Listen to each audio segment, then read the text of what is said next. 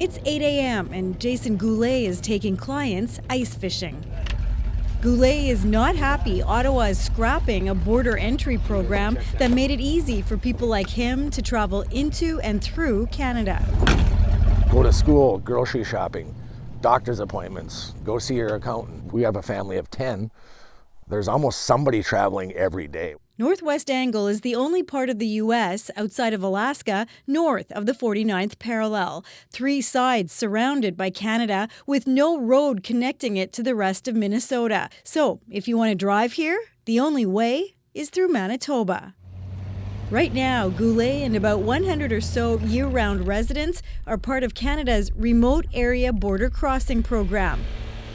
It pre-clears them to freely cross the border in 5 remote areas. There are about 11,000 permits issued each year, 90% of them to Americans. But in September, that ends.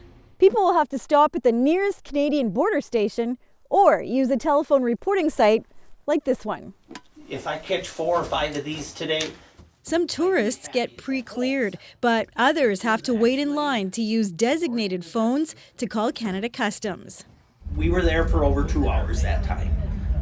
So luckily we didn't have to get anywhere quick to get home. But if you were in an emergency, you'd be getting a little antsy on it. Indigenous communities are also concerned. Under the Jay Treaty of 1794, First Nations people are guaranteed the right to cross the Canada-U.S. border freely. But that's also complicated these days. I've heard people with status cards kind of having a lengthier time to cross. So I think that's why, for me, it's been a little bit easier to cross, just because I do have the Nexus card and I do rely on the RABC too. This restaurateur says there's an easy solution.